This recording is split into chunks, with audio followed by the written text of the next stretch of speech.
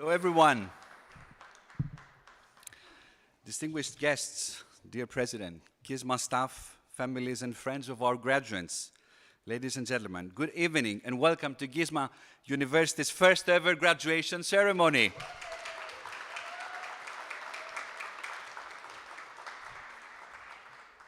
It gives me such a great pleasure to welcome you all today in this auditorium, as well as all those joining us online from around the globe, to celebrate the achievements of our graduating students. Graduation is indeed one of the most unforgettable days where staff, friends, and families experience unrelenting joy while witnessing students receiving diplomas and, of course, wearing their gowns. Before I proceed any further, I would now like to ask you all to join me in granting a warm welcome and applause to the true heroes of this evening, our wonderful alumni. Alumni, please enter the ground. Your seats are very well deserved.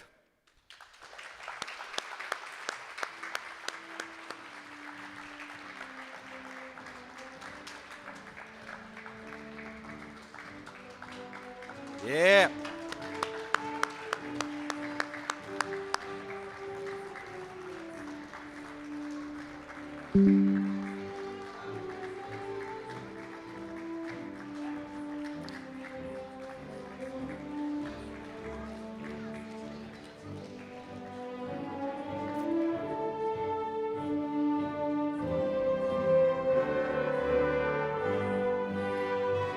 Boy, you look wonderful, don't you?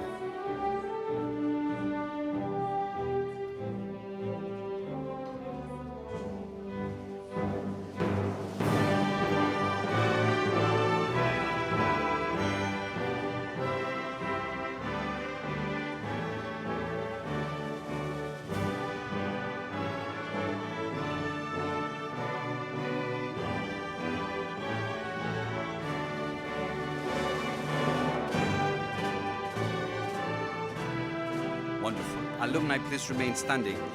And now I would also like us to give an equally warm welcome to Gisma faculty, who have served not simply as lecturers and colleagues, but also as mentors and friends to our graduates. Dear professors, please come on stage.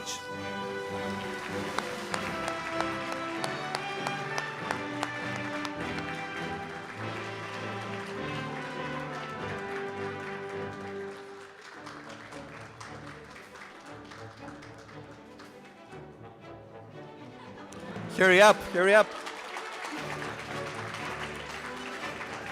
We're about to begin without you.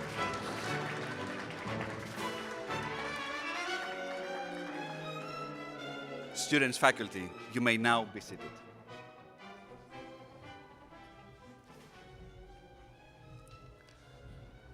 Now, I'd like to begin by thanking all of the families and friends in the audience today. I can only imagine the distances and obstacles you overcame to be here tonight. And everyone at Gisma shares in your pride at the accomplishments of our graduating students and your excitement at being a part of this celebration. At the same time, we share in the gratitude that we know our graduating students feel toward all of you.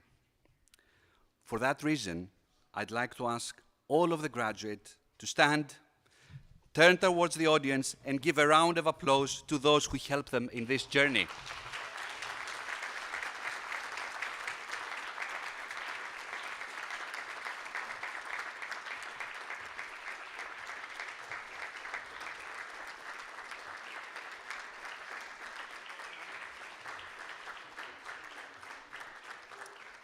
Thank you. Now over to you, graduates. And first a question. Do you feel happy tonight? Yes. Sorry, didn't hear a thing. I said, are you happy tonight? Yes. That's more like it. Now, dear graduates, there's a story often told in graduations which I would like to share with you. It is the story of the eagle. The eagle, so the story goes, has the longest lifespan of its species. It can live up to 60 years. But to reach that age, the eagle must make a very difficult decision. After reaching maturity, the eagle's long and flexible talons can no longer grab a prey which serves as food. And most importantly, its long and sharp beak becomes bent. Then the eagle's left with only two options: die or go through a painful process of change. This process lasts for almost 5 months, and it requires the eagle to fly to a mountaintop and knock its beak against the rock until it plucks it out. Then a new beak grows back. After that, it will pluck out its talons. When its talons grow back, the eagle starts plucking its old aged feathers. And after this, so the story goes, the eagle takes its famous flight of rebirth and lives for more than 30 years. This is a powerful story that is often paralleled to the sometimes painful rebirth student experiences in the university. Intrigued by that, I searched into the story only to find out that it was, well, a fake.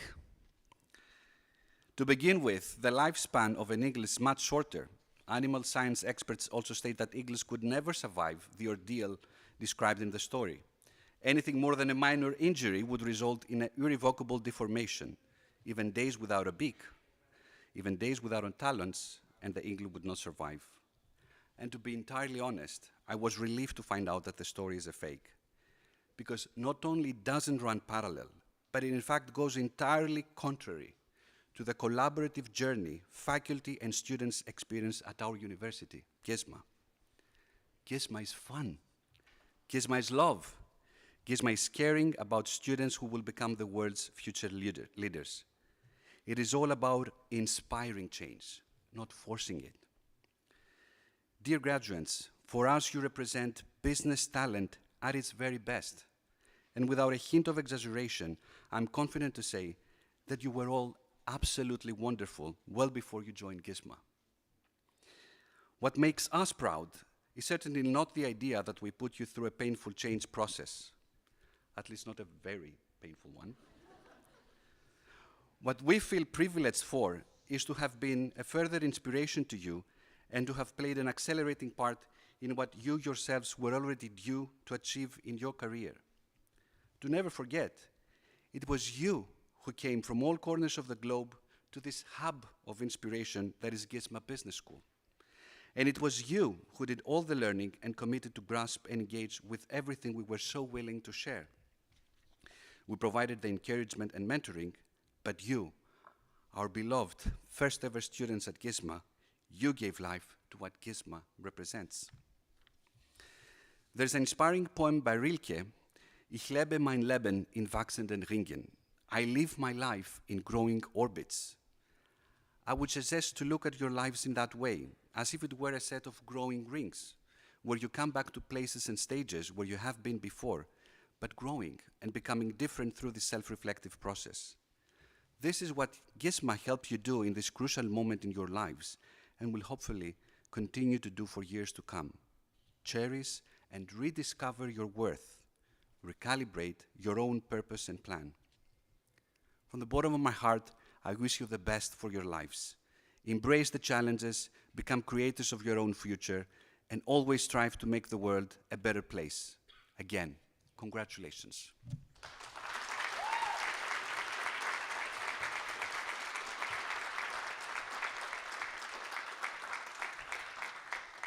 At this point, I would like us all to watch a video that captures uniquely what Gisma is all about.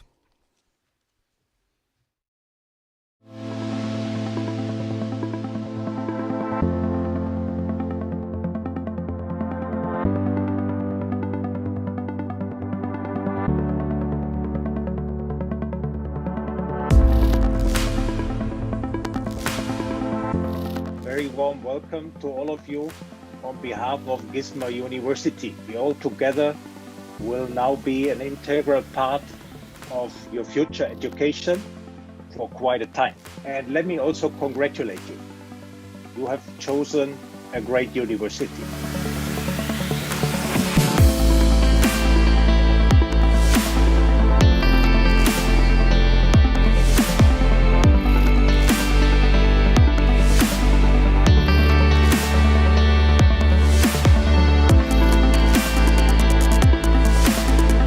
Stefan Stein. I'm the president of Gisma University.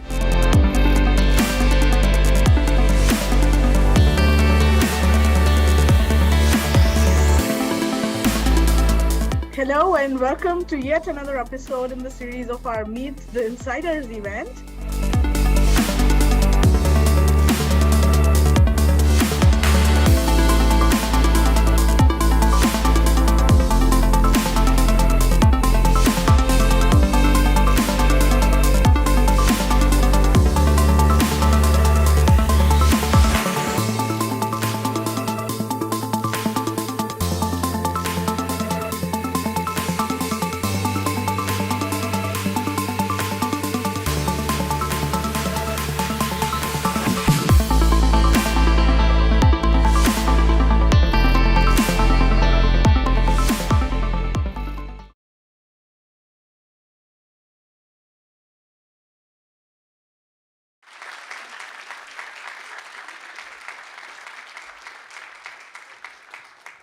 And now I call on stage the co-founder and president of Gisma University, the key driving force in making the vision come true, Professor Dr. Stefan Stein.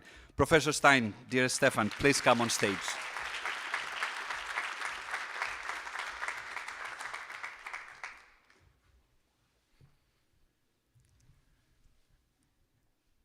I'm a bit speechless. This is really a wow feeling for me, and I guess for you as well. Kind of a circle is closing now. After 12 months, you saw in the video, right? Some of you started in the middle of the pandemic in May 21, at that time still online. And then we occupied, so to say, this building only in September. And in these 12 months, a lot happened. We were able to move into this building for the very first time. And today, we are looking back to your time with us here at Gisma. And I'm personally, and I speak for the entire Gisma team, today as proud as your families, your parents are about you. In the last 12 months, some already 18 months, you have grown with us. And this is really a special, it is a historic moment. The last couple of days, I asked my colleagues, what should I tell the students? And I collected a little bit the quotes. And I'm really happy to join. They told me they are like our children, our first child. We love them more than anything else. We love to see them grow. Now, it obviously feels very emotional when you, the first child, is leaving the house. You are the pioneers of the very first hour.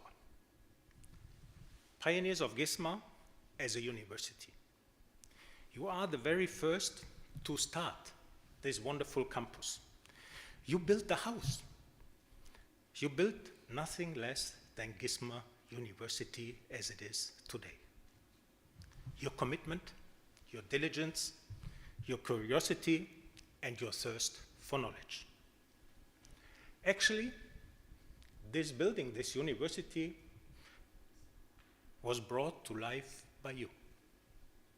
You engaged with the university projects, as we have just seen. You have created new relationships, took the amazing chance to have friends from all over the world. Look around here. I never experienced something like this over the last 2 decades. This is such an international graduation program. This is super. Cultural, personal, professional growth. Being able to work in a multicultural environment. Interaction in the classes, not only increasing your learning curves and maybe also the marks, but connecting to the teachers as well. You know the house inside out. And I guess if you guys were blindfolded now, you definitely will find 2 rooms, the reception and the registry. Each of you has contributed over the past 18 months to what Gisma is all about. And when I hear around a little bit here in Potsdam, people telling me our students turned Basecamp Golm into Gisma Camp because so many have occupied the building there. From immigration office, we hear here in Potsdam that Gisma students took over the city. And chances are, if you take tram 96, whenever you take it, you meet at least 3 students of Gisma, right? So, from my perspective, you did not only contribute to what Gisma is all about, but you have also left your mark on Potsdam. I would like to take this opportunity to thank you. Thank you for all your patience. Not everything was perfect. And you were resilient sometimes, and you were patient with us. But above all, I thank you for your trust. The trust you have placed in us from the beginning and right up to today.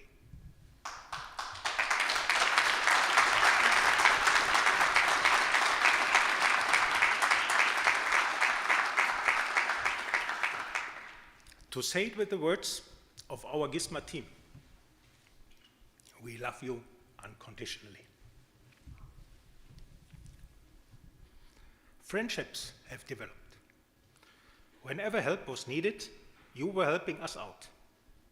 Students, for example, loved our colleague Deepak's blog seminar so much that they even brought him to the airport. Over the last month, we could also observe how you guys have started to transfer the culture to the new generation of Gisma students. And we remember well those who volunteered during the orientation week. You were guiding around the new students, showing them everything, table tennis, kicker. You volunteered to help when it was necessary, opening doors for others, LinkedIn seminars for others, total immersion.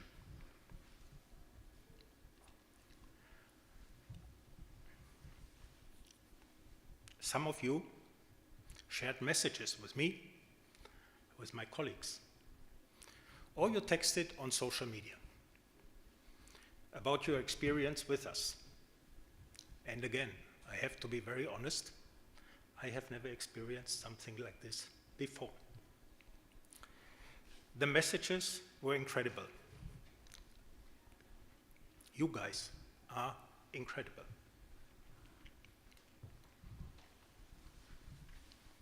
And you notice, also for the president, it's really kind of emotional today. But this is allowed today.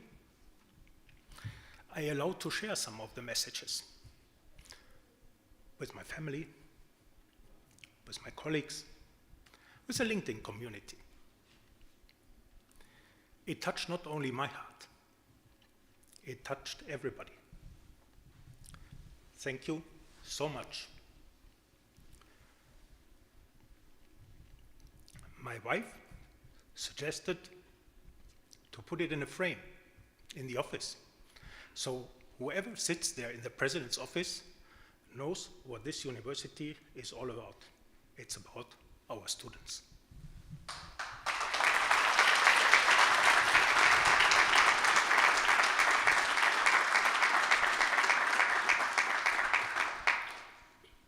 The figures for our Gisma startup are quite impressive, I think. We started in May 21, with 29 students, right? As you saw in the video, now we are almost 600. So in these 18 months, we have a student number almost 20-fold. That is really a big success here in Potsdam and beyond. I do not know any German university startup who managed that before. And in your time with us, we saw it in the video, a lot of achievements happened. And that happened also because you were with us and you were supporting us. You saw the AMBA accreditation. This is a great seal. This is one of the global university seals that we were able to secure with your help and for you. There was kind of accreditation galore. FIBA are all the programs that are accredited, where we award today the degrees, they all have been accredited during the time you were with us, and always there was a student group supporting this. I quote from one of the reports of FIBA, the accreditation agency.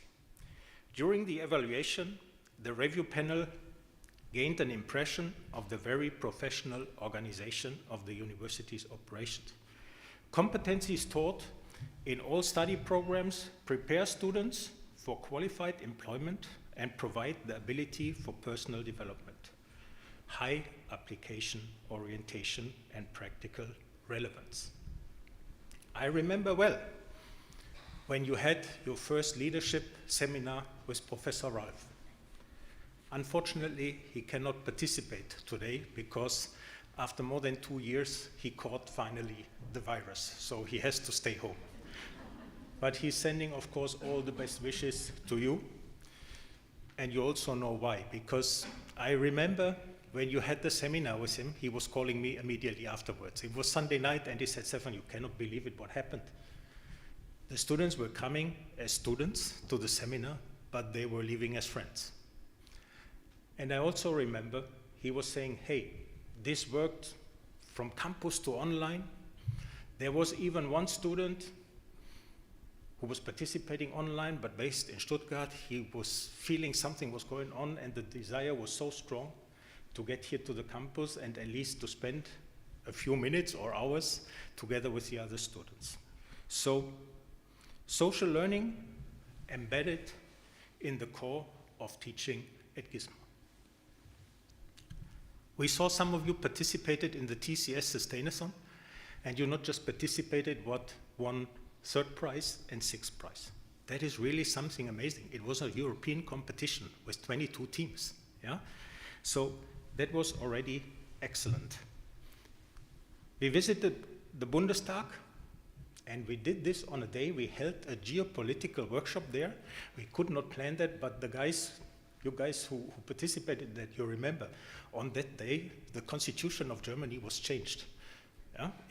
And that was the day when we were able to speak with our member of parliament here from Brandenburg about geopolitical issues, and he took nevertheless the time to discuss with you, and he enjoyed also very much the interaction with you. We had the visit from Mr. Tesla here in Brandenburg, the Minister of Infrastructure. What a great event, giving you a unique opportunity to hear firsthand what such a giga project, a gigafactory, is about from a political point of view. Last but not least, we held 2 stand-up paddle challenges. Some of you, well, we went there to the lake 500 meters away from here. Some of you turned out to be very professional, standing safe on the board. Others, not so. And luckily, I was able to secure some video material documenting very well. Well, I plunged also into the water, and I noticed that later on the video material, people on the beach seemed to be waiting for that and did that quite loudly. They did not know that I get the video material afterwards. So that was quite some fun to do. How was all this possible to achieve? I found a convincing answer in one of the posts by one of our very social media savvy students, one of our graduates. It was a little bit of translation between, in total, 3 languages, but I try my best to bring it in English. When you have a burning desire in your heart, and you believe, trust and surrender, then it happens. It adds up a lot of work, but magically, everything happens. The post was related to Napoleon Hill, an American writer. He wrote in his best-selling book, the starting point of all achievement is desire. Weak desire brings weak results, just as a small fire makes a small amount of heat. Obviously, all of us, students and staff members, have been driven by a very strong desire to make all this happen. Some 12 months ago, you came here to this campus for the very first time. You faced one of the biggest challenges you have ever faced in life. The place where you were in daily contact with people from all over the world. Being able to learn inside and outside the classroom, to be a more complete professional and a better person, was one of the main reasons to come to us, to come to this place here in Germany. And I'm very aware that some of you, it wasn't a university that was the biggest challenge when you arrived here in Germany, when you arrived here in Potsdam. But the very profane, basic needs of human life, having a roof over your head and having a bed to sleep in. Some of you shared your heartbreaking experiences with me. What I admired most was the optimism and confidence to deal with all these hurdles. Again, when you have a burning desire in your heart and you believe, trust and surrender, it comes. It adds up to a lot of work, but magically it all happens. Today, I would also like to thank the entire Gisma team for their sensational work, extraordinary enthusiasm, building the campus life, guiding our students through to graduation. As president, it is wonderful to know all of your colleagues are extremely motivated in their work. They have been your student happy makers. Thank you, team. Thank you, everyone. And again, I would quote, when you have a burning desire, and our Gisma team had that, in their heart, you believe, you trust and surrender, it comes. Gisma University is there. It has come. And magically, it all happens. We all made it happen. We all did the magic.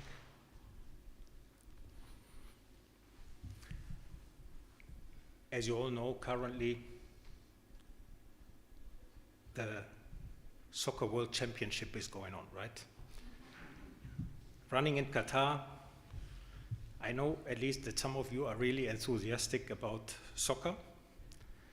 And even though things are not going so well for the German soccer team, and Fotis, where is Fotis? Fotis also for the Greek team as well, of course.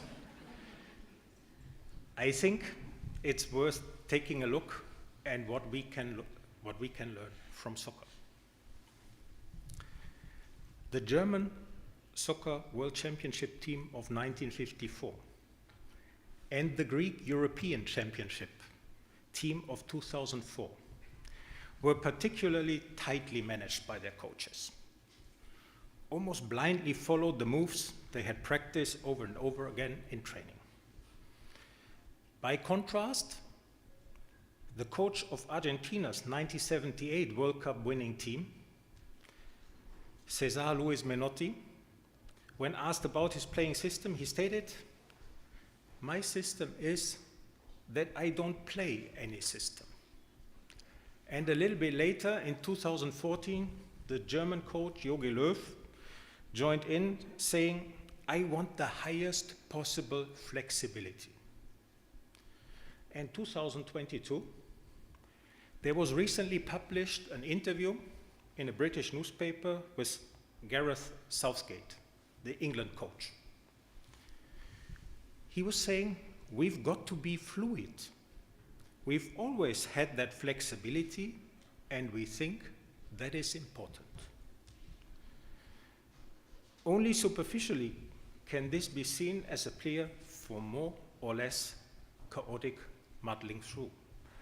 Rather, the three coaches embodied a different understanding of strategy.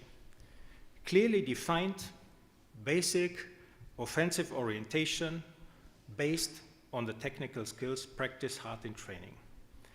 In addition, the coaches gave their players the flexibility to deal with the complex challenges of the game as independently as possible and to adapt individually, using their creative potential. Due to the flexibility of the players available, there are countless possibilities for variation. The complexity of our world out there today has increased significantly in recent years, and we are now releasing you into it.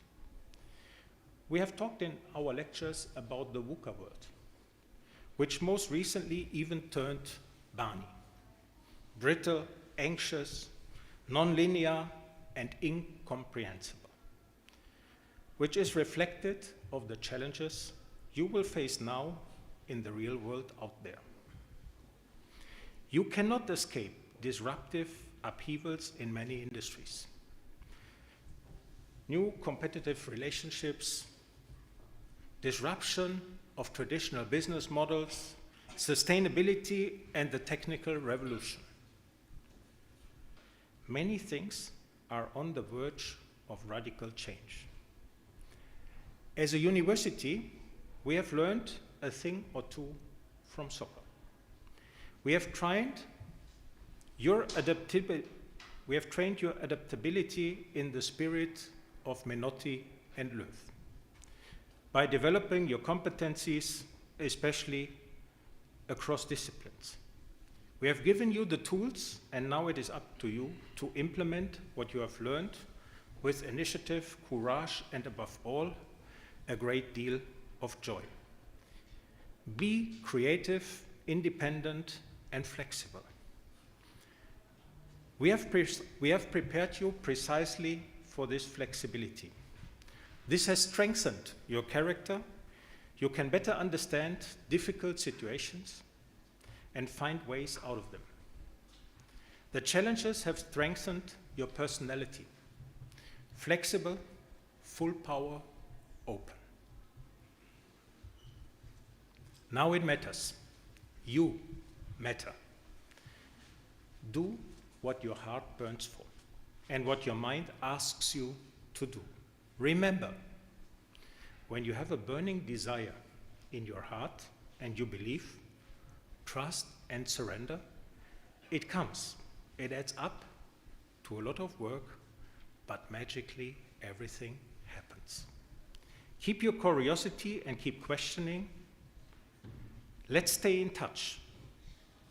You are now the Gisma ambassadors in the world, and I would be happy to hear about one or two successful goals from you, be it from midfield, penalty, or bicycle kick. With your master from Gisma, you have already qualified for Champions League. I would be very happy if we managed to have you report positive things about us, your Gisma. On behalf of the entire Gisma team, I wish you all the very best for your private and professional endeavors. Thank you so much.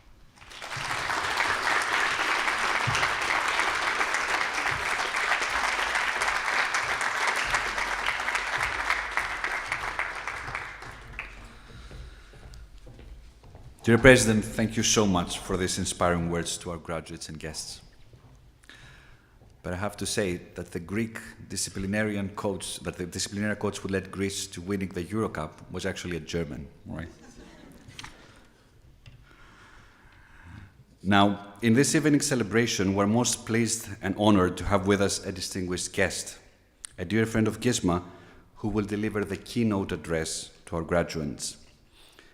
Globally renowned for his work on transaction services for corporate and private equity clients, and among top authorities in national and international due diligence projects. He today leads the private equity sector in financial advisory worldwide and has also been head of the consumer business industry segment at Deloitte. Ladies and gentlemen, Please all join me in welcoming on stage our distinguished keynote speaker for this first ever graduation ceremony, Mr. Karsten Hollasch.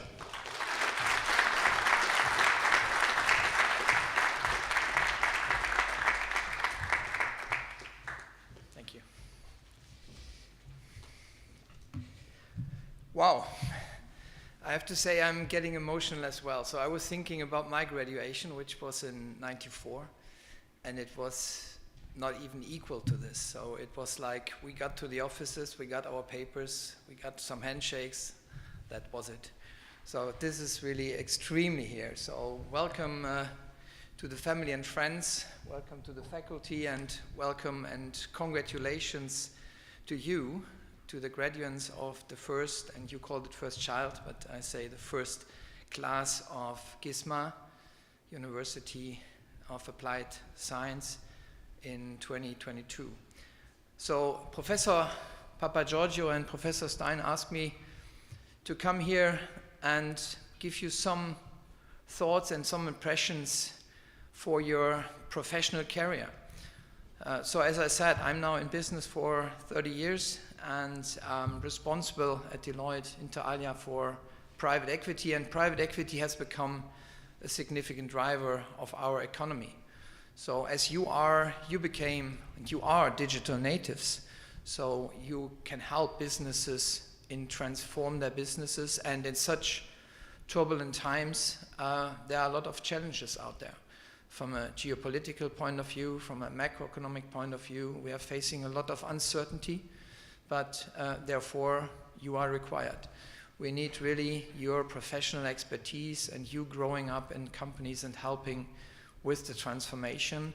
And not only here in Germany, because I was thinking when I last time spoke at such a very international group, and I rarely did that, and I just asked Professor Stein, and maybe we haven't quantified that exactly, but it's probably 25 to 30 nations sitting here.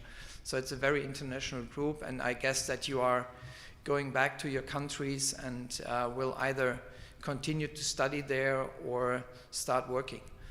And therefore also I think Deloitte, as I'm working for Deloitte now, and I started with Deloitte in '94 actually, might be a potential employer for you, or you have even signed contracts with Deloitte, I don't know. We will make this questions afterwards when I say something about Deloitte. So as Professor Papagiorgio said, I'm leading private equity for Deloitte globally. And what I would like to share with you, some thoughts about private equity, how you can work with private equity in the future, what kind of relevance they might have for you, or even employed by a private equity fund or any professional advisors working for private equity. So it really has become a major source of transformation. Yeah, and that's, I need to say, so it's cool to be in M&A, because I'm working now in the M&A business. After graduating, I started in audit. I did my exams like tax advisor, auditor, etc. And then I started in M&A in 1999. And that gave me a lot of opportunities to look at business models, to look at companies, to meet management teams, to think about projections, business hypothesis, and M&A is really a good business to be in. And what I want to share with you is just some stats. So you will see the blue bar is, probably take the mic out here. So the blue bar is the volume of corporate deals, so the Siemens, the Apples, the Amazons buying other companies, and the green one is the PE volume, and that's the global volume. And as you can see, the corporate volume of deals have increased over time. There have been certain crises, as we know, the financial crisis. Then we got UK opting out of the EU, the Brexit vote. Then obviously we got the pandemic when you actually started here. And then sadly enough, the war in the Ukraine, which also led to an economic downturn. So that has an impact on M&A volumes, as you can see. And now if you look at private equity has very much outgrown this grow, what you can see from corporates. So M&A has really become a real driver from a private equity perspective. So I think overall, private equity, and if you are interested in M&A, it's a good business to be in. Will that end? So obviously you will see there is 2022 already shown. That is a forecast of us, which we have done based on the stats up until October. But if you just see the fundamentals of private equity, so basically the private equity model is based on collecting money from financial investors, from institutional investors, and then invest this money into companies and then achieve a return, pay it back to the investors so that they can pay back the money either to their pensioners, retired, whatsoever.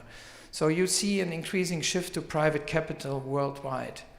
So at the moment, we have a dry powder, and the dry powder is the money private equity can spend to invest into companies. And you had on all your studies, I think you learned about the leverage effect. So it's not only the private equity money which goes into this acquisition, but also financing money from the banks, etc. But the private equity money itself, it's 3.4 trillion US dollar. So that's really a lot of money. When you look at what they are under investing or under investment already, so AUM stands for assets under management, so these are all the portfolio companies they own. It's even 9.8 trillion. And if you look at the fundraising just the last year, so the money they have collected from the investors is 1.2 trillion. So it's really something you should also consider when you are thinking about employments, working for companies. Private equity, I think, will be also something which you have to deal with. So what I've tried is the private equity life cycle, or the business model of private equity really consists of 4 phases.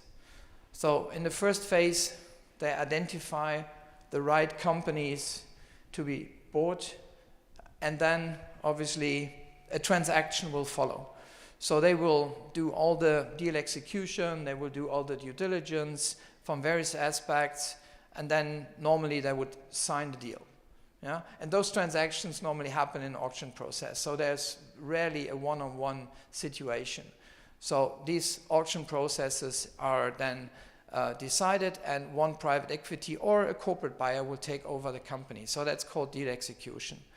The next phase, and that's the most important one, is then the value creation phase. So normally those private equity companies will help their companies for 3 to 5 years, sometimes longer. And what they need to do is they create some value within this company. Yeah? And obviously you, with all your studies, and I will show you some use cases I found, are required to do this. So companies need to be transformed. And then finally it's the exit. So what I've done is I've collected all your examples of what you have studied over the master here at Gisma, and have put that into perspective of those 4 phases. And obviously all of those are kind of relevant in all of those phases, but I just try to summarize it a bit and categorize it a bit from my perspective. So when you think about deal origination, so what is it about? It's about identifying the right company where they can achieve some value creation over the lifetime they're holding this company. That could be an internationalization strategy. This could be a split up of a company and an IPO after that. That could also be a restructuring of the company. Some of the companies do really facing problems, especially now in this geopolitical environment. So, and therefore strategic management is very important, because you need to understand what is the strategy, or what is the potential strategy of this company going forward. How can I apply what I learned in theory in practice here at this company? How can I get all the data I need to analyze this? So what are research methods I can apply with? And obviously the data and big data analytics is a very big topic. As Professor Papageorgiou said, I'm also leading our consumer business practice. And consumer business companies at the moment who are doing good and who are growing, they have customer data. They understand what their customers require. So in order to gather all this data from their customers, they can differentiate from their competitors. So big data analytics is also something which can help in deal origination. So from a deal execution perspective, yeah, you need to understand how the balance sheet, the profit and loss accounts, the cash flows, all this tie together. So when you analyze a company, we call that due diligence, and you can do that from various aspects like financial, tax, ESG, commercial. You have to have certain expertise in international accounting, because you need to understand how this all comes together and then leads to a cash flow situation, or what is the enterprise value based on certain valuation criteria, what kind of deduction items you need to take in order to come to an equity value, etc., etc. Cybersecurity. We are investing as a professional service firm at Deloitte a lot in cybersecurity experts, because obviously with the world getting more and more global, with all the e-commerce businesses around, with all these connections, with data being in the US, being in India, being in China, cybersecurity is getting more and more important to all of us. So this is something which we do as well and help our clients with, to really identify risk from a cybersecurity perspective, and obviously overall a digital risk as well. Project management, I think overall it's a project, and project management is always required. And what is coming more and more here, especially in the last 2 years, is ESG. So ESG due diligence, to identify how the company is doing in terms of sustainability, in terms of diversity, in terms of integrity, and then obviously help the company to implement systems. I mean, you may have heard that the CSR directive just been postponed again by 2 years. So that is the implementation of certain ESG KPIs in the reporting of the companies. But it is not only the reporting of those KPIs. You have to identify those KPIs, you have to quantify them, and that goes through your whole processes in the overall company. It's just not reporting on a certain KPI, but you have to have it in all your processes. You have to have it with your suppliers, depending on your business processes. And then I think the most interesting phase for all of you is the value creation phase. And I would really have everything here in common which is relevant to that. And that's becoming more and more challenging, because of the high money or the high value of money in this market, sometimes private equity have overpaid when they entered and they bought companies. So they're even more obliged to create certain value and to increase the value of their companies to their portfolio companies in the lifespan of their holding period. So HR management, yeah, it's fundamental. Because private equity, they have the money, they have some ideas about what they can do with the company, but they can't manage it. They're not capable and don't have the capacity to run a company, so they need this support. Finance and risk management, of course, very important, and global supply chain management with all the crises at the moment. So many of those transactions which you have seen, and I'm working on at the moment, are vertical integrations. Because corporates are not feeling comfortable anymore with their suppliers. So in order to compete and to stay relevant, they are buying partly their suppliers in order to secure their supply chain. So that's very important for them.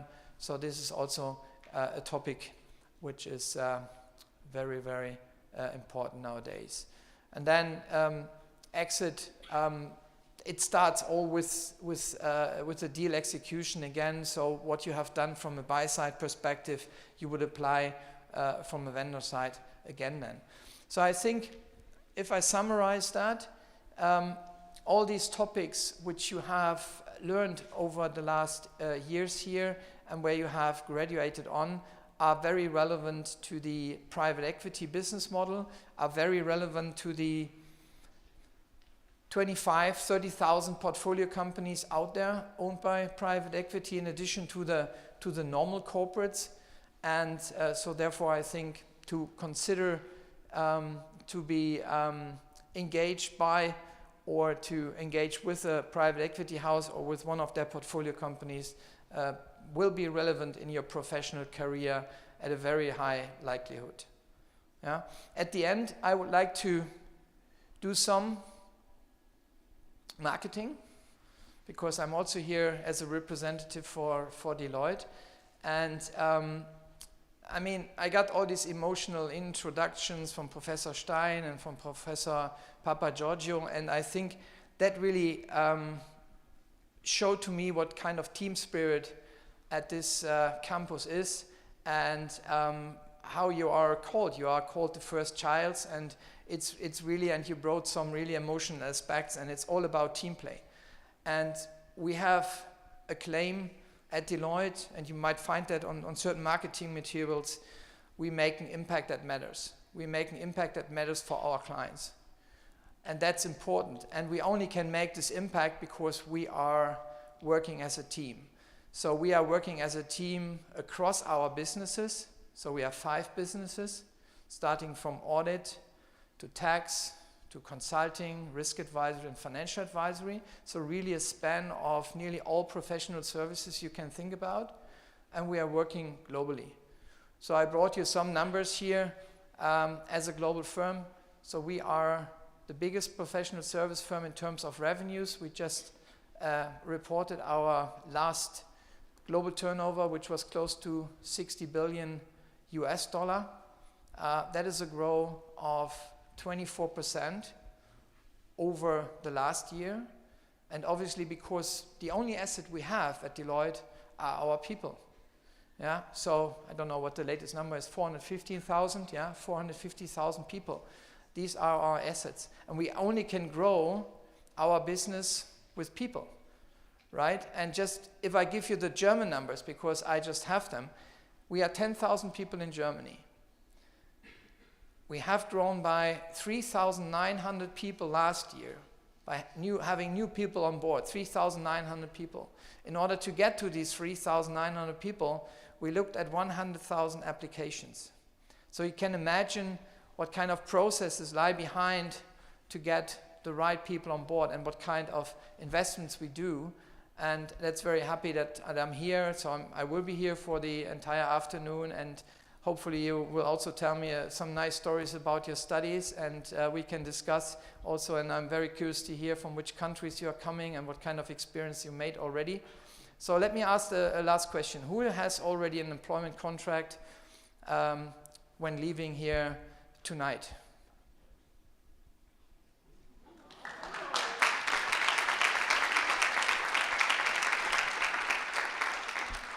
Congratulations. So that when I graduated, I haven't had an employment contract. I just needed 2 weeks still to get it.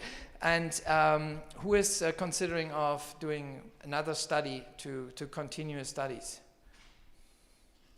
Okay. So, okay, a few. But then I think there are some few remaining who are just looking for a company to be employed, to start working with, or to have a second employment. So I'm very happy to do some sparring with you, either on Deloitte or on my experiences. And thanks again for inviting me, for having me, and Professor Stein and Professor Papagiorgio. It's a pleasure to be here. It's an honor. And totally offside, do you know, maybe not, but you made this soccer example. And one of my hobbies at Deloitte was, and that's also a sign of that you can do at Deloitte what you want to do as long as it's successful. So I formed the sports business group many years back, and we focus a lot on football. And that's why I know a bit of football, not very much. And my colleagues always laugh at me, but I'm a little bit I know about.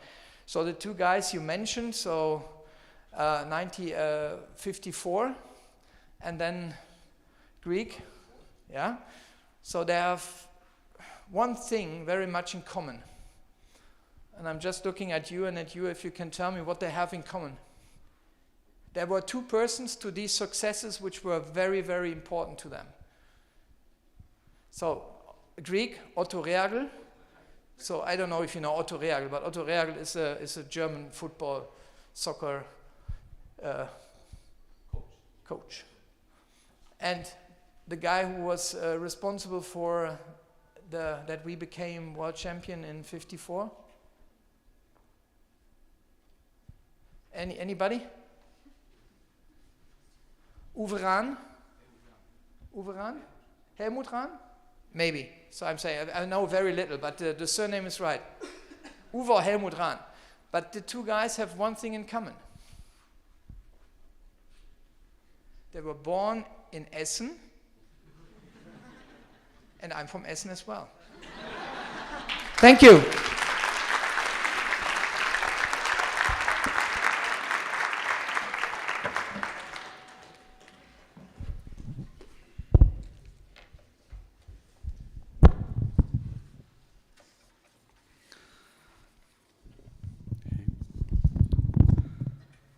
So, dear Mr. Hollers, thank you so much for being with us tonight and delivering such a powerful and moving speech. Members of the audience, you may well imagine that delivering teaching and mentoring of the highest quality is a unique driver at Gisma. It is also not an easy thing. For that purpose, Gisma has established a very demanding process through which it attracts and recruits academic talent. This ongoing and growing process has been at the core of Gisma's outstanding success. Now, our president has arranged for a very nice surprise tonight, and I would very much like to ask him to come on stage to deliver it. Professor Stein.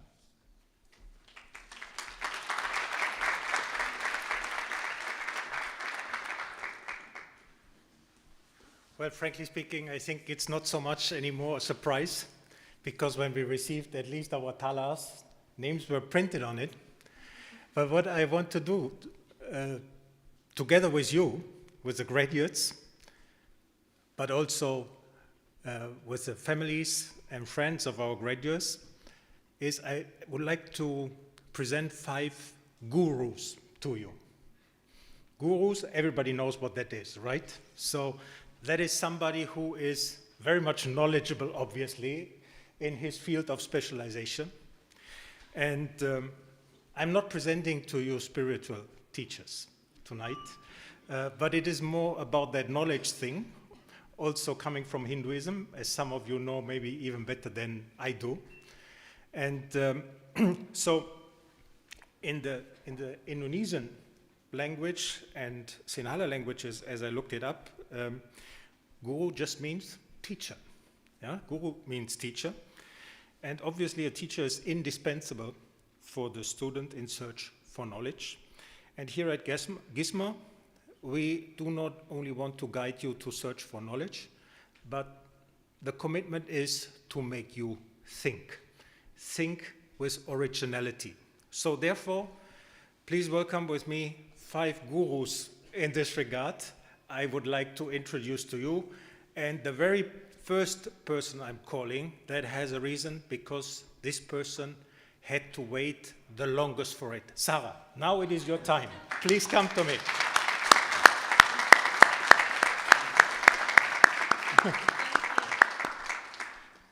So let me briefly introduce the 5 gurus to you. And I'm staying here a little bit close to the microphone so everybody understands me. Sarah is a research guru. She gave a talk in her mock lecture, which is part of the process to become a professor, on structural equation models and how they can help measure the standards for sustainability goals. That is really freaky stuff. Yeah? Students love her because of a strong sense of responsibility for students, especially international students, guiding them here in Germany. So Sarah, the research guru, if I make her like this tonight.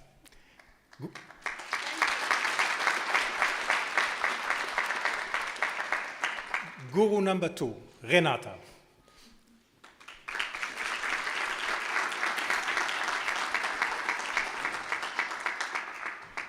Renata is a shopping guru. Renata is from Brazil. Via Shanghai, she came to Potsdam. She brings all the cutting-edge Chinese and live commerce trends to our students today. She worked for several years with Alibaba, and she's making our students writing live commerce scripts now in the digital marketing lectures. She helped already Aldi and Dr. Oetker, the famous German brands, to gain a foothold in China. Our shopping guru.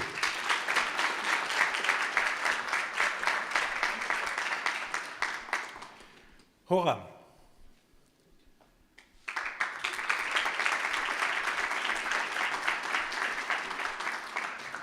Horam is, so to say, the guru of resource economics, linking economics to aspects of sustainability to address the unique characteristics of natural resources and their management.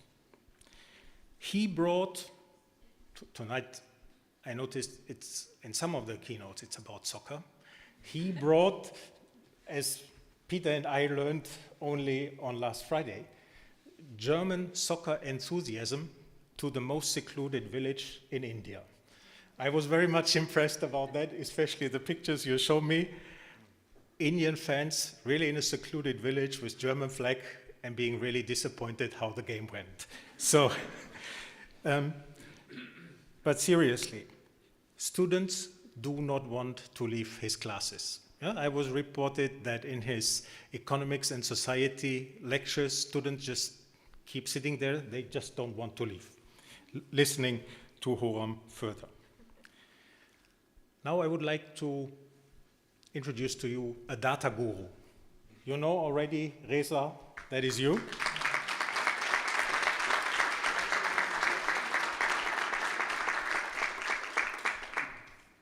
Reza came from highly reputed Max Planck Institute, one of the really most famous German research institutes. And you need to be careful with him because he can predict your like behavior in social media. He is very much knowledgeable on political polarization on social media platforms. He did research on that. And he knows that we all like to listen only to our favorite channels and do not want to hear other voices. We live in a filter bubble. Reza.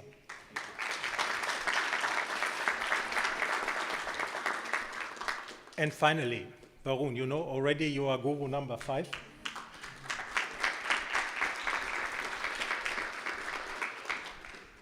I was looking, Varun, for a title for you, but I call you the guru per se, because that has a reason.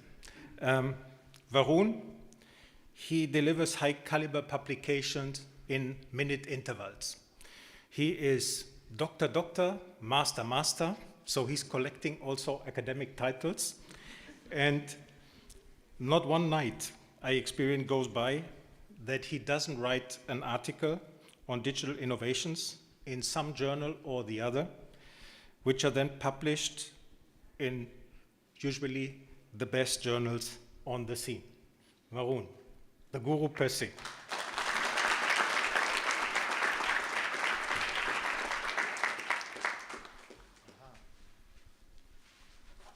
So, please check if the...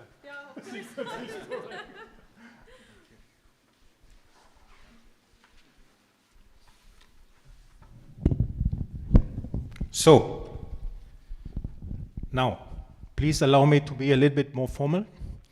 Was it all correct? You all have the right certificate in your hands.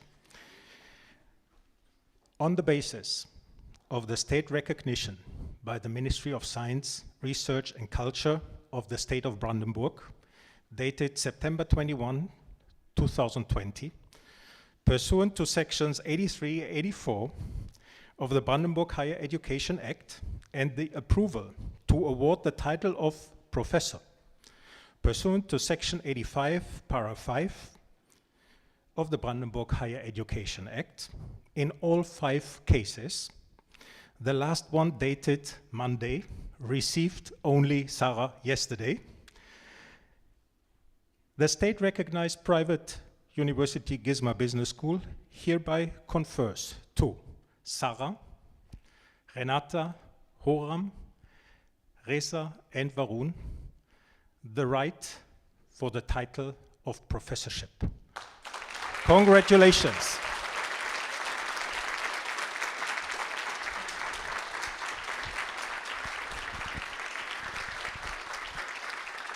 This applause is for you, and here at Gisma, we are really proud to have these kinds of gurus. Thank you so much.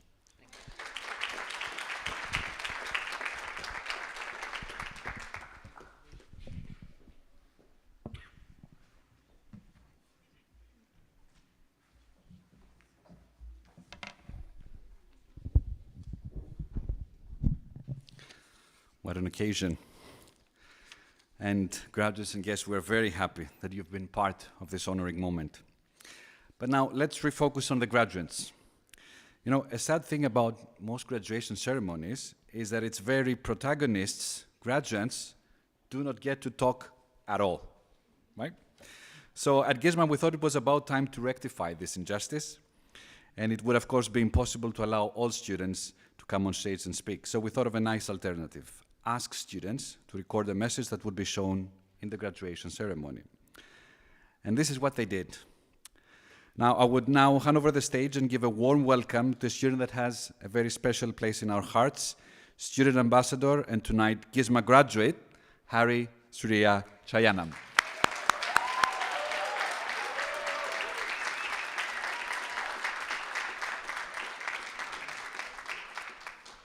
Thank you, Dr. Fotis. Whew. You know, firstly, for the first time, I guess I'm running short of words. A long 1 year, mixed bag of emotions, an amazing camaraderie, love, lot of complications, and nevertheless, good friendship. This is what we have been. The emotion that we carry today, I'm certain that we're going to carry for the rest of our lives. This is very minute moments that we recognize that, you know, if you just close back in time and then close your ears and close your eyes and then, you know, put your hands on your heart and say, wow, it feels nice. I would say thank you for all the people who are here, all the audience. I've seen my lovely friends here. I see my lovely families here. It's great to have you here. It's such an honor for every one of our graduates to be a part of it. Now, without any further ado, let's present the video, and let me talk a lot after that.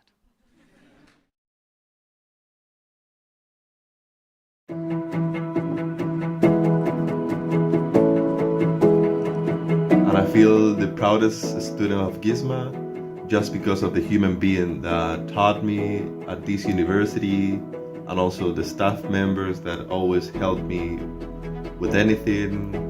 Nowadays I can say that I have friends more than colleagues, and put this on other people's mind, because that's what really matters. Not only what you're gonna learn in your studies, what you're gonna participate on in your studies, but also connect with other people, to encourage other people, to energize other people, other lives.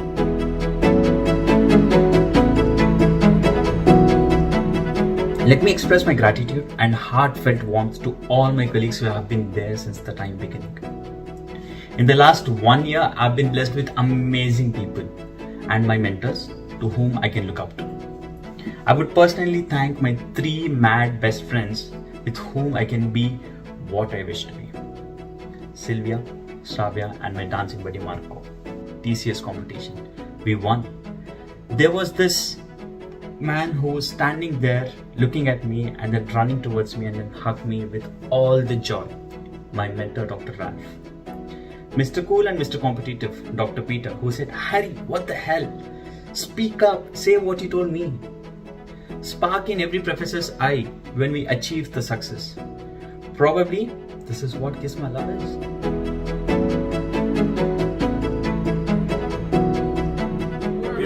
To have studied at Gisma because of the opportunity that Gisma offered us to network and mingle with innovative ideas that will contribute to our future.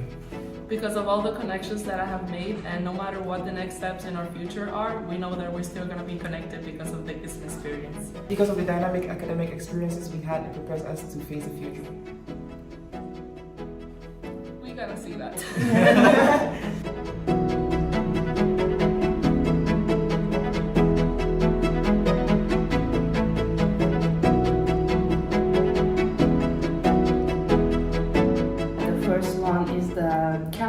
The building is so modern and chic, and yeah, and they were so comfortable here. At the same time, we had the excitement, too many exciting moments here. Yeah, and the professors that taught us throughout the program made it really interesting, I guess. And the assignments.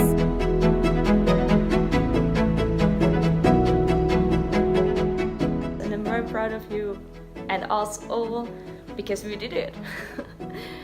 What I'm truly proud of as well is myself, because Gisma has provided me a hands-on experience how to manage my life, how to manage business situations, and how to get my point, and how to be a true manager. So I guess thank you for it.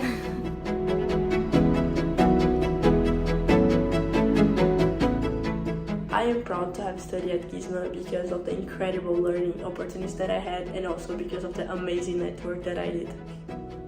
Gisma love means to me that my master's degree will not be only something in my resume, but also part of my history, and will be always in my heart because of the real bonds that I created inside of the university, the amazing teachers that I had, and all the team that always was there for me.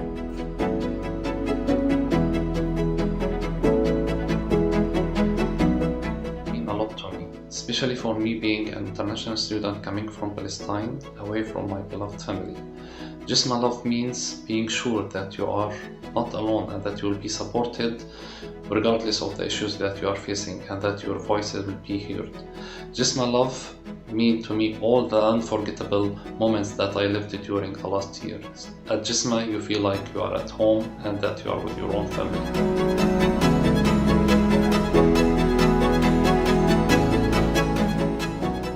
I think joining the Gisma family was one of the greatest investment I've ever done in my life, and also one of the greatest risks I ever took. Like it's always said, the higher the risk, the higher the reward. And departing from a family is never an easy one. Even though I am very happy, I still feel sad because of the love and the care and the interaction and the good energy, the good working environment, the cultural environment that I experienced at Gisma.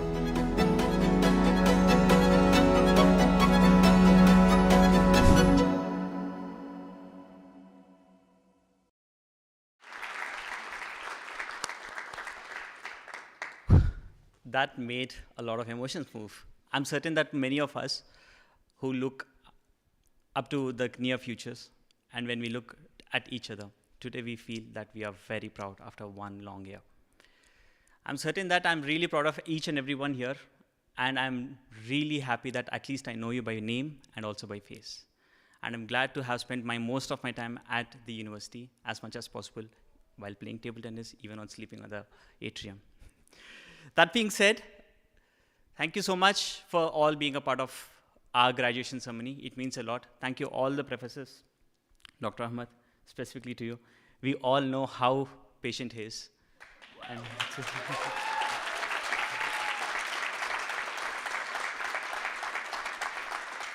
Dr. Fortis, I still have to do one more course because you have to teach us again.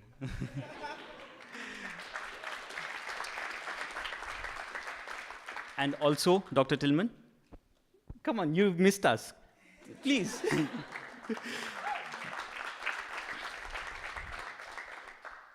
That being said, again, my name is Hari Surya Chainam, student being an alumni of Gisma Business School, Global MBA. Thank you.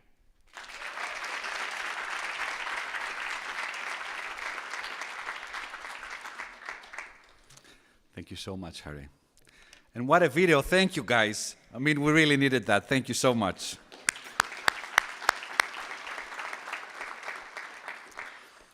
But now a special moment.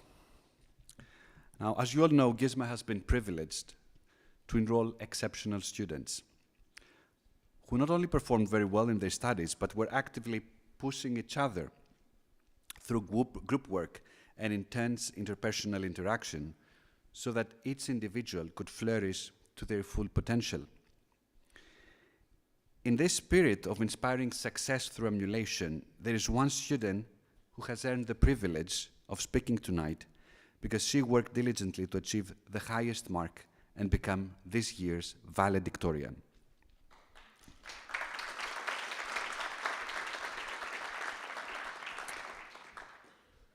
you should know that Gisma doesn't have a reputation for being too generous with its marks. Neither are its assessments easy. I bet the majority of you would mostly describe them as quite difficult. I will maintain the element of surprise and won't yet disclose the name or announce here on stage before I say a few things about her. A graduate from our MSc Leadership for Digital Transformation course, she could best be described as humble. Given all of her accomplishments to date, one might think the opposite would be true.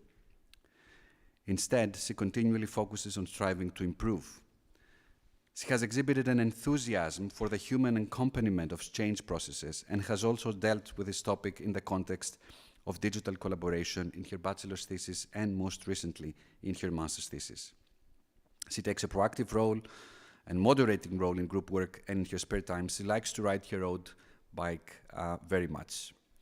Just to give you an idea of her accomplishments, I have taken permission to quote some of her professor's comments to her assignments. I have refrained from giving you points of criticism on the individual evaluation criteria because it would amount to rather making judgments of taste. This is a profound and precise work in every respect, excellent, so says the professor for her research methods module. Her tutor's feedback in the module Cognitive Psychology and Leadership included the following remarks. This was an excellent effort. Particularly valuable was the detail in which you thought through the case study scenario and allowed it to unfold over observations and questions that were very sophisticated, revealing someone who is thoughtful, insightful, and self-aware, all characteristics of an excellent leader. Feedback on innovation management and digital transformation included the following line. A very interesting question that you address in a compelling way. The presentation is refreshingly short and amazingly spot on. An excellent implementation of the tasks in the assessment briefing. You may have already noticed how often was the word excellent referred to by our colleagues to describe her and her work. Ladies and gentlemen, I would now like to call on stage and kindly ask you to give a wide round of applause to this year's valedictorian, Miss Selina Kapus.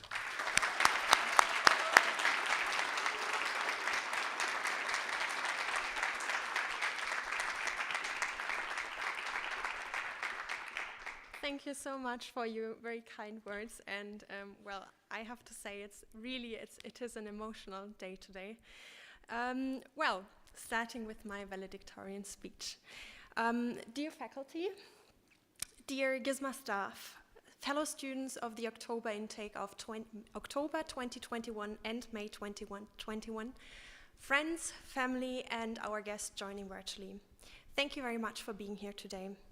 Today, we celebrate the graduation of 63 Master of Science students, an immense accomplishment of our last year that we can be very proud of. And what an intense year this has been for all of us.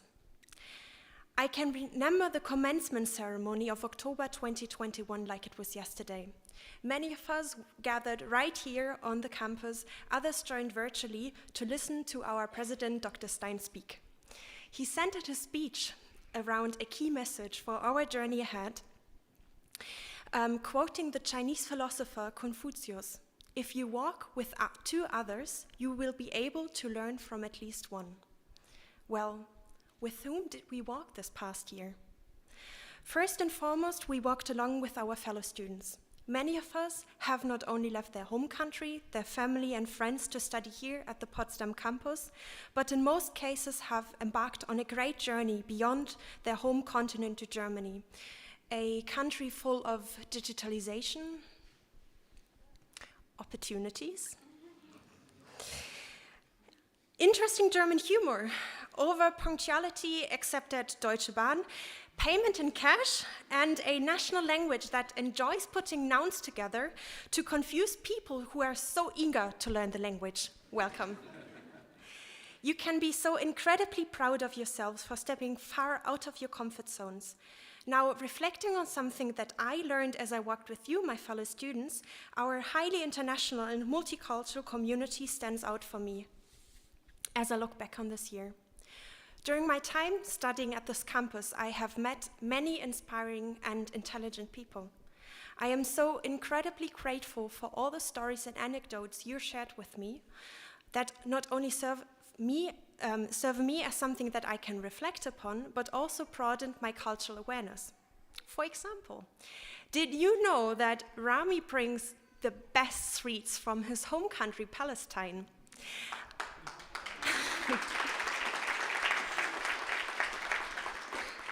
I mean, if you disagree, I'm more than happy to try the sweets of your home country and then reassess my findings. I'm inviting all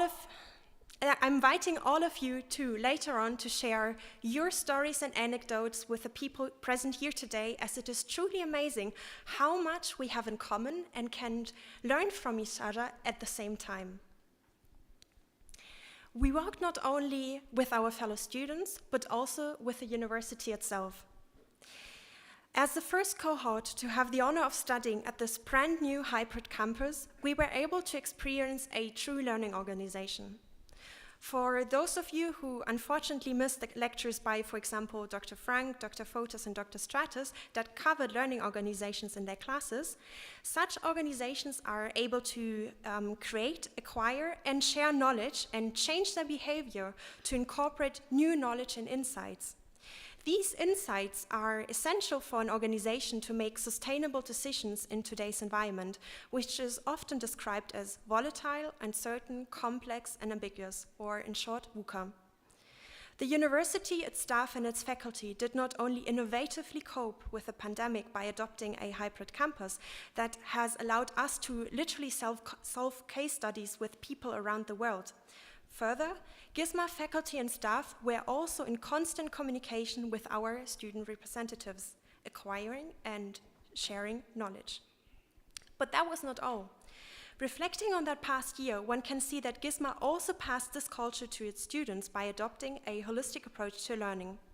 Just to name a few approaches that made our studies here at Gisma so special. Well, first of all, I have to mention the Sustainathon, where we were able to make it 3rd and 6th prize.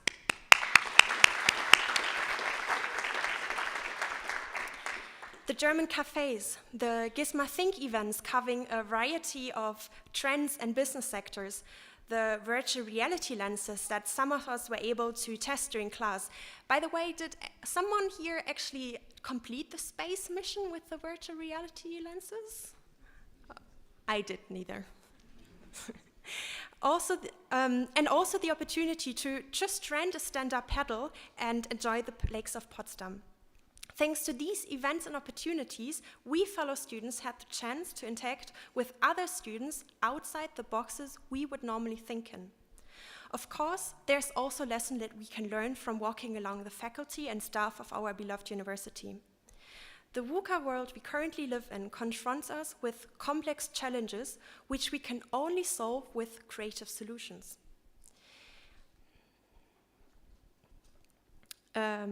In many cases, this means that we cannot solve these problems alone, but must collaborate with experts from other fields, share our knowledge, and then together gain new insights. In other words, look out for opportunities where you can collaborate with people outside your area of expertise, outside your box, so that together we can find the solutions to tomorrow's problems. For most of us, the journey we have walked together is not over yet. Over the past year, we have met as strangers, solved case studies as fellow students, and become friends along the way. Throughout our studies here at Gisma, we shaped our capacity to think to the extent that we learn how to exercise control over what and how we think. We can be incredibly proud of the achievements we celebrate today, and I wish you all the best for your journey ahead. I really hope that you have found or will find things that you're really passionate and excited about, both in your professional careers as well as in your free time. And I can't wait to see that spark of passion in you when we meet in a few years and we share who we have walked alongside since and what we have learned. Until then.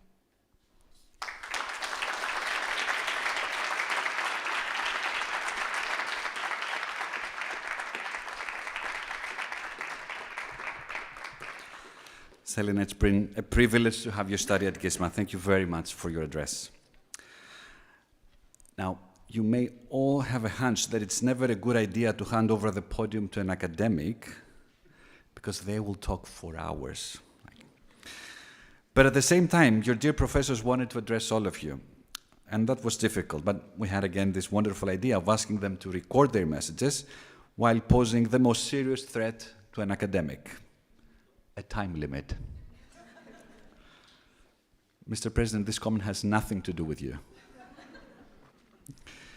Dear graduates, a special treat to you from your beloved tutors.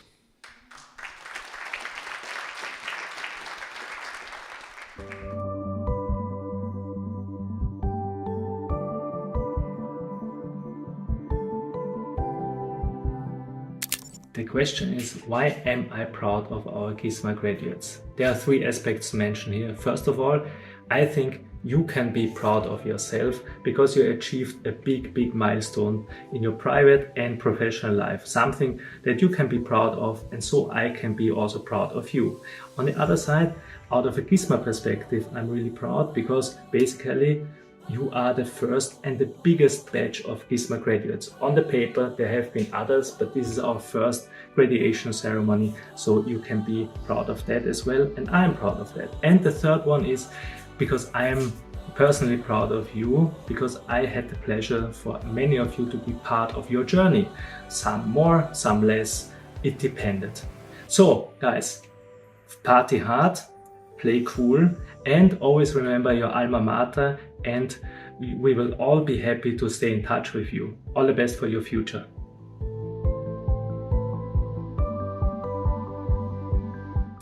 Hello! We are so proud of you and honored to celebrate the graduation day with you. My hope is that each and every one of you will become very successful in your field. Life is precious, and now you have the tools, the education to even surpass the dreams and live an amazing life. Best of luck on your new beginnings.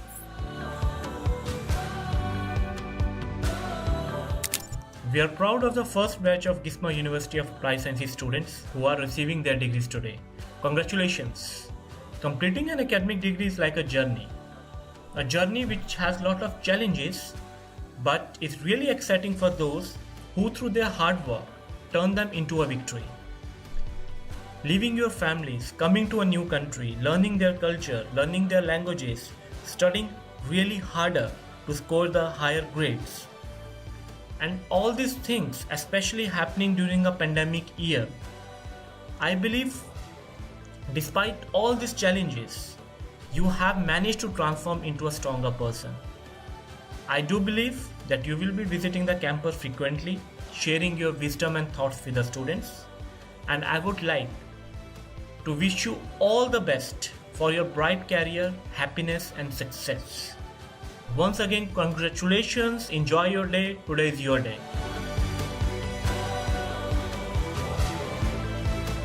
I'm really proud of our graduates because of their courage, diligence and commitment.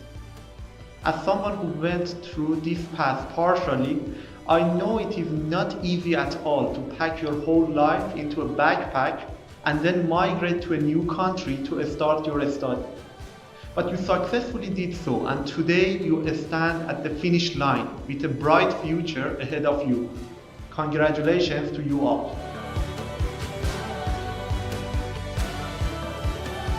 Hello everyone, I am sure you already missed the classroom, the life at Gisma, but now you are starting a new chapter, and I wish you the best of luck for you, for your career, and please go ahead, don't be afraid, and be very confident with what you want to do in your life and do your best.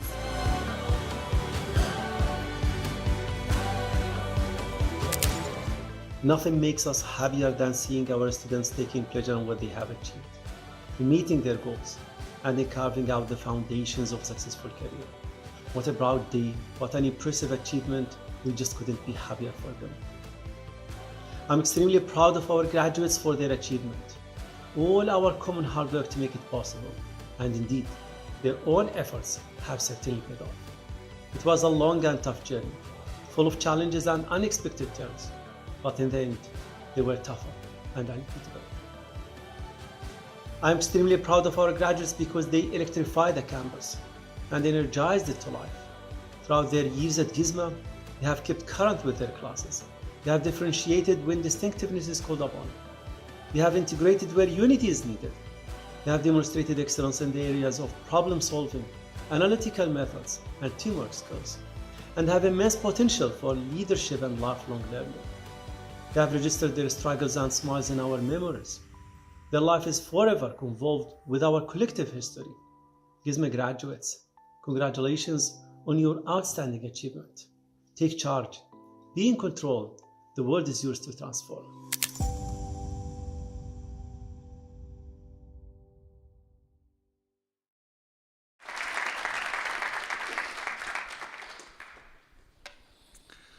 And now, the moment you've been all waiting for. I mean, drinks, right? The time to honor our graduates with the very award that they've worked so hard for. Now, I will be inviting each student by name, and I would like to ask you to keep applauding for every single one. They truly deserve it in the fullest. And certificates are to be delivered by Gisma faculty. I will now kindly ask my colleague, Dr. Daria Afanasieva, to come on stage to help coordinate the handing of the certificates.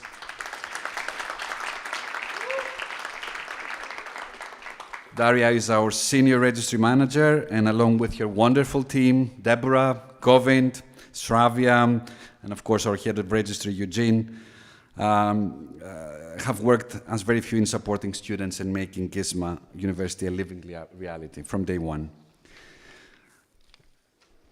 Now, we'll start with graduates from our MSc International Business Management. And I think we should just move the podium a bit. And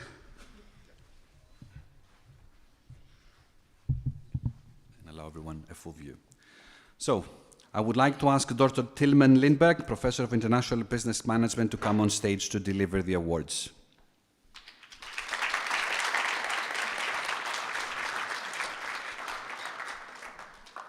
Graduates and guests, I would like to ask for your understanding if I pronounce your surname wrong. In my defense, no one, and I mean no one, has ever got to pronounce my surname right?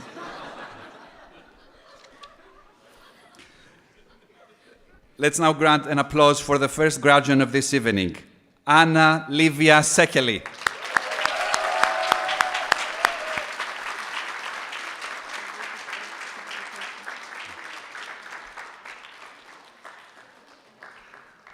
Next is the Baron TV.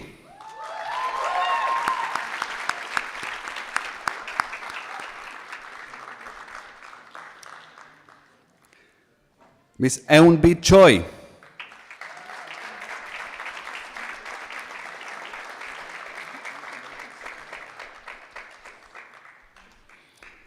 Emmanuel Dodson.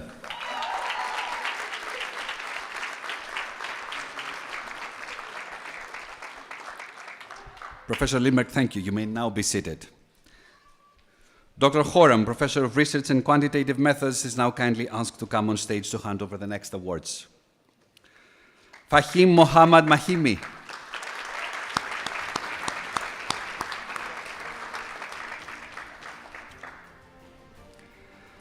Fatima Sadakat.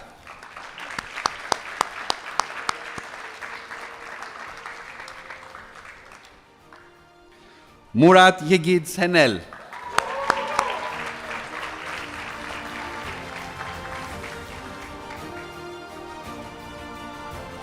Urya Inamdar.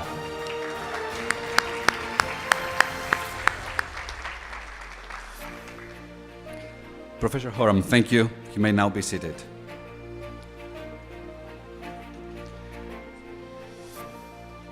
Dr. Sarah Ramzani, Professor of Research and Quantitative Methods, is now kindly asked to come on stage to hand over the next awards. Swarup Kumar Behuria.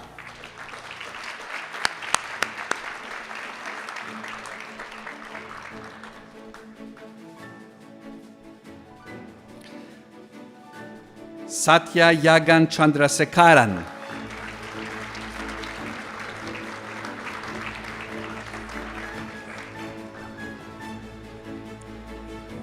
Miss Sheila Sanchez.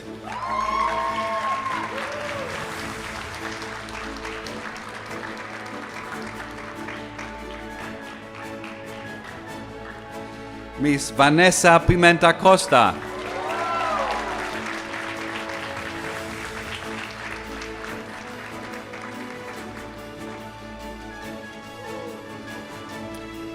Professor Ramzani, thank you. You may now be seated. Dr. Mohammad Mahdavi, Professor of Data Science, is now kindly asked to come on stage to hand over the next awards. We are now proceeding to graduates from our MSc Data Science, AI and Digital Business program. And we'll be starting with Mr. Adnan Khalid.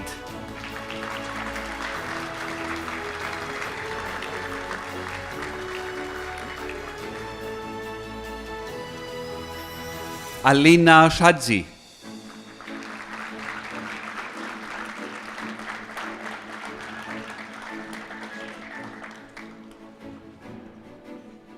I would like to ask all those who have already received their certificates to get back to their seats. Right. Next one, Elvan Aman.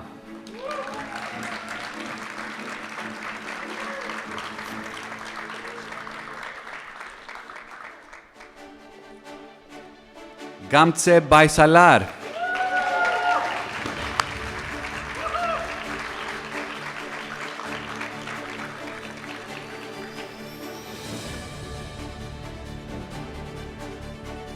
And students from our May 2021 intake, Hassan Abu Al-Ruz.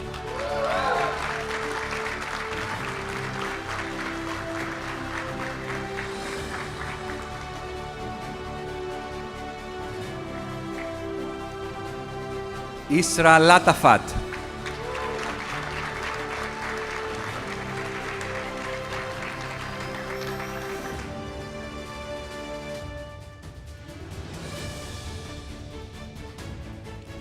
Jorge Cisco.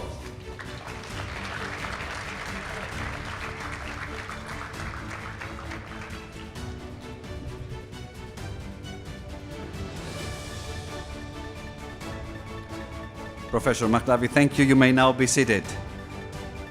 Dr. Reza Babai, Professor of Data Engineering, is now kindly asked to come on stage to hand over the next awards. Jaywin Baby Totatil Anthony.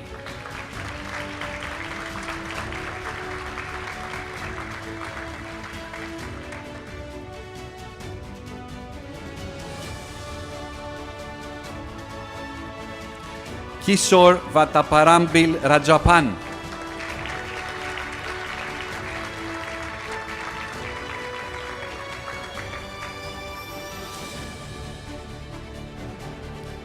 Mahmoud Sheikh Khalard.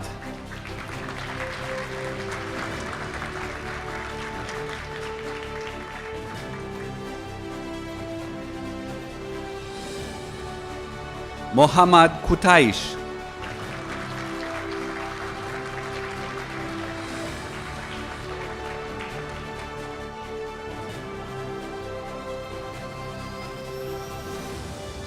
Mustafa Ege Khan Shulan.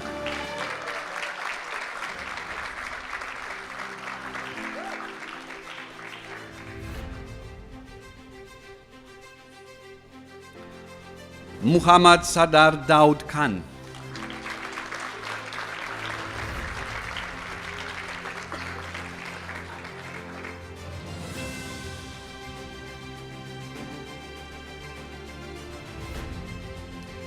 Professor Babai, thank you. You may now be seated. Dr. Varun Gupta, Professor of Digital Innovation, is now kindly asked to come on stage to hand over the next awards. Pega Karimi.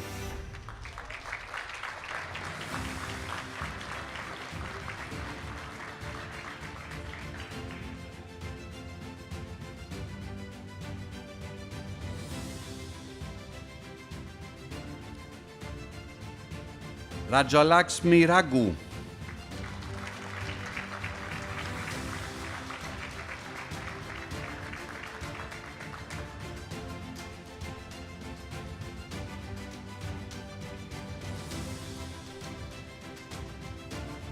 Simranjit Kaur.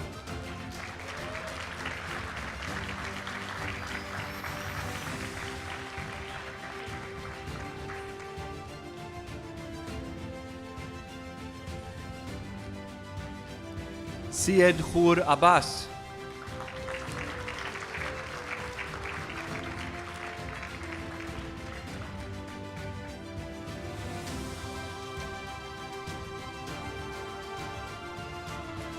Uchvala Apurva.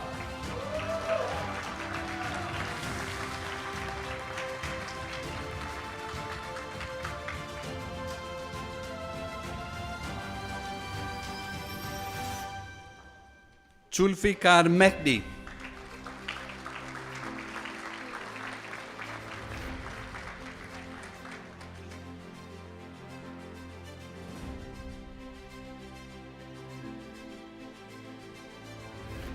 Professor Gupta, thank you. You may now be seated. Dr. Renata Thibault, Professor of Marketing, is now kindly asked to come on stage to hand over the next awards. We're now proceeding to graduates from our MSc Leadership for Digital Transformation. I should also remind you that as per our protocol, students graduating with a distinction should be stated as such during the ceremony. So, beginning with Edda Demirhan.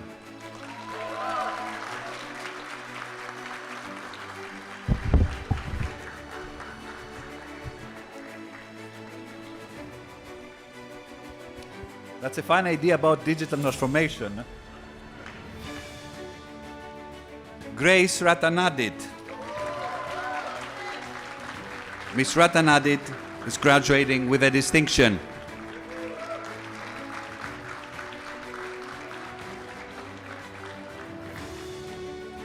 Rami Sarhan.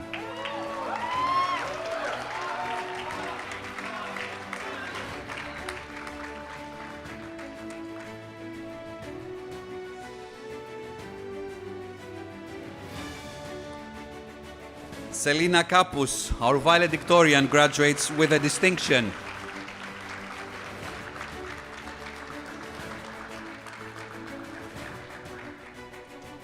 Professor Thibault, thank you. You may now be seated. And I would like to call on stage Dr. Abu Al-Khail, Professor of Finance, to hand over the next awards.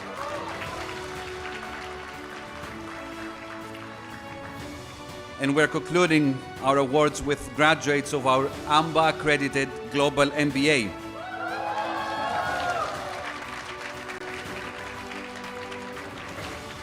Amit Kale.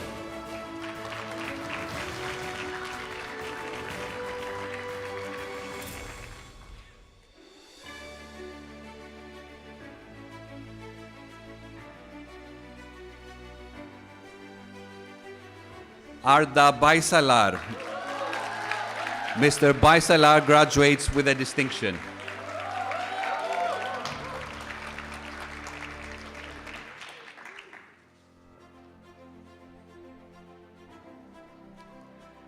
Bridget Natasa Musundi.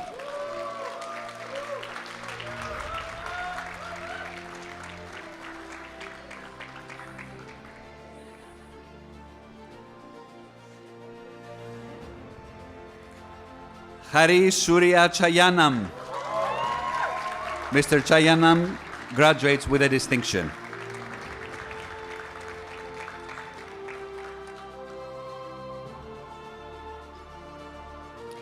Lamia Saleh.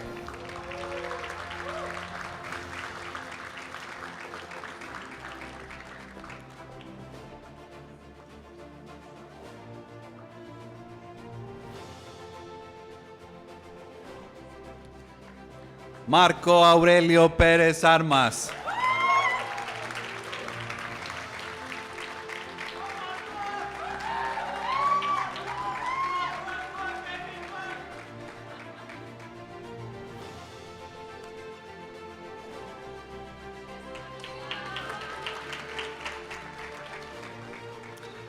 Professor Abu Al-Khail, thank you. You may now be seated. And Dr. Peter Konhuisner, Professor of Digital Entrepreneurship and Chair of the Examination Board, is now kindly asked to come on stage. Mohana Krishna Good Vemulakonda.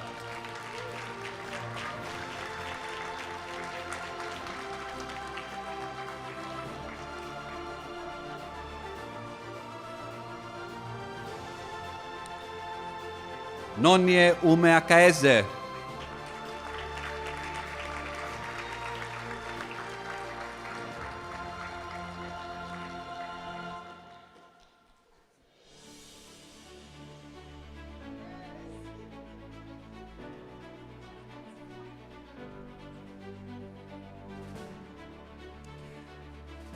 Payal Talvar.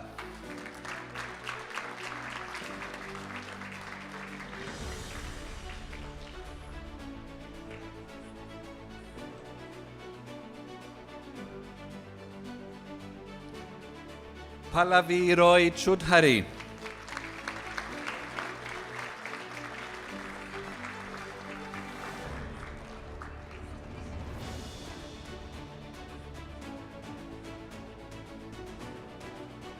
Remy Fombon.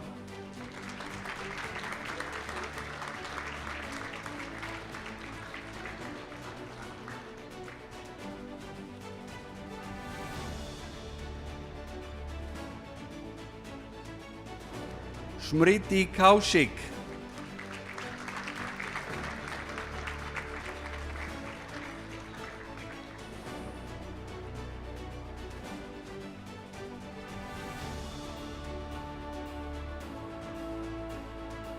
Sashwat Mohanty.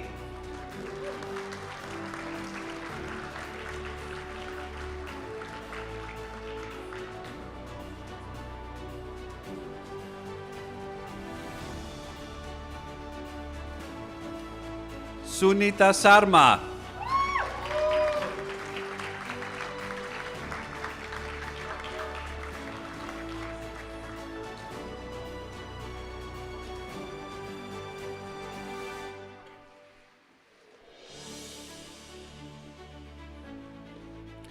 Satya Narayanan Sakyatagaram.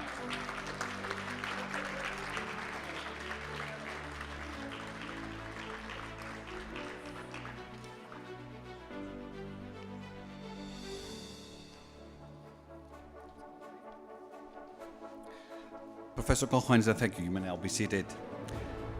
Now, this is not over, because if you feel that this is crowded, you should see what's happening on the online environment. We have so many students and guests attending.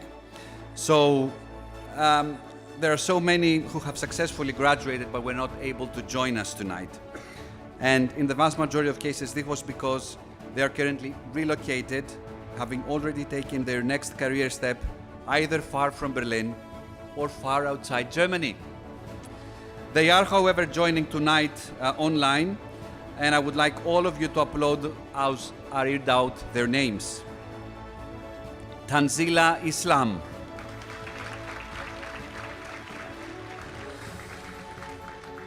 Yuneniza Toledo Garcia. Babita Singh.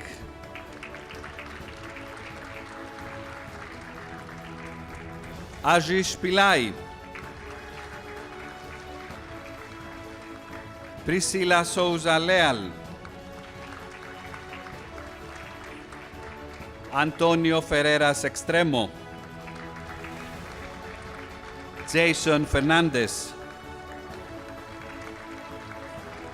Kedar Muyumdar.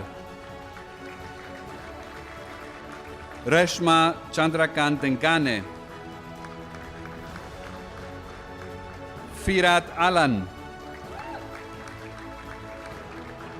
Bilal Abid.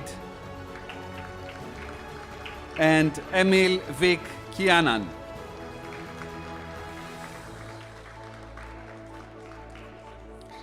Dear graduates and guests, thank you. You've been wonderful tonight. But I must confess that tonight's ceremony would have been impossible without the hard effort of our student services, registry, and marketing staff.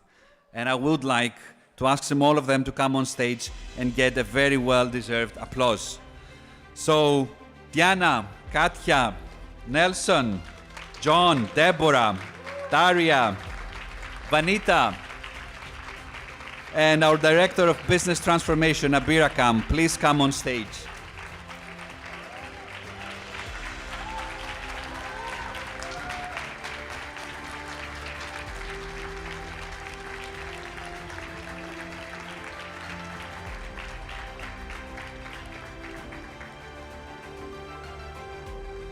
Come on, come on.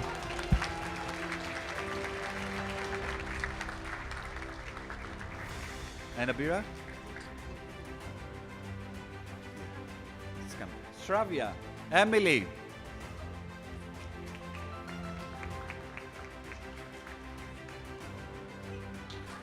Yes, yes.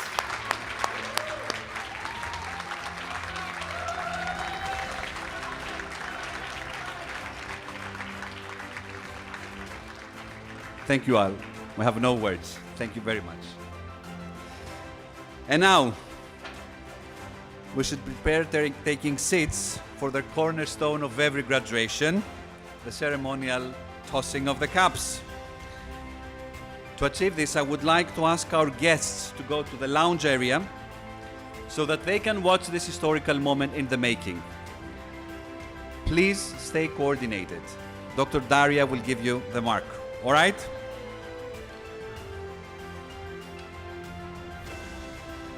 So, please get up.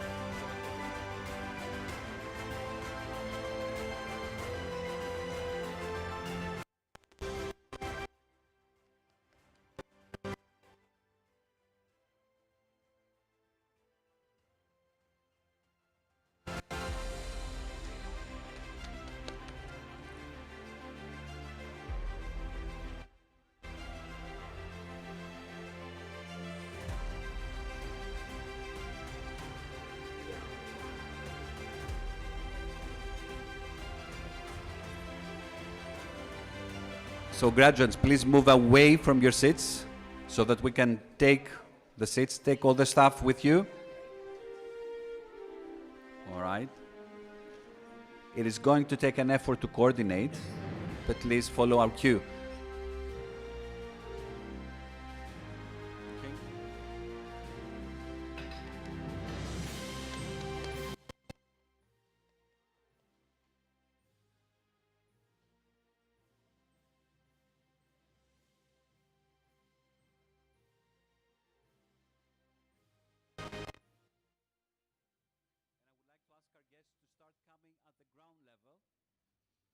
So that our students, our graduates can take place. No?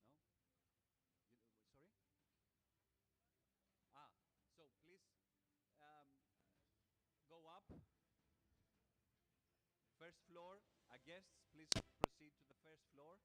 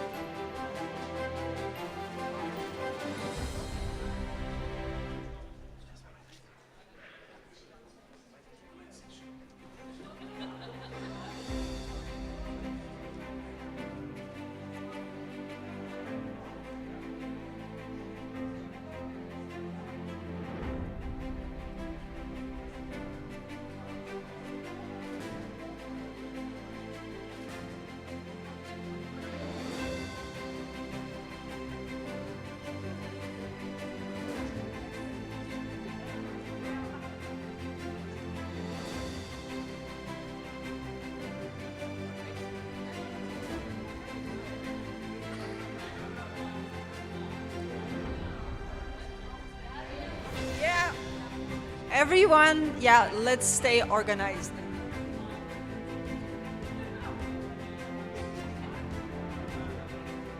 Okay, again, explanation. I say 3, 2, 1, now. And now is when you throw, okay? Ready? Okay, 3, 2, 1, now.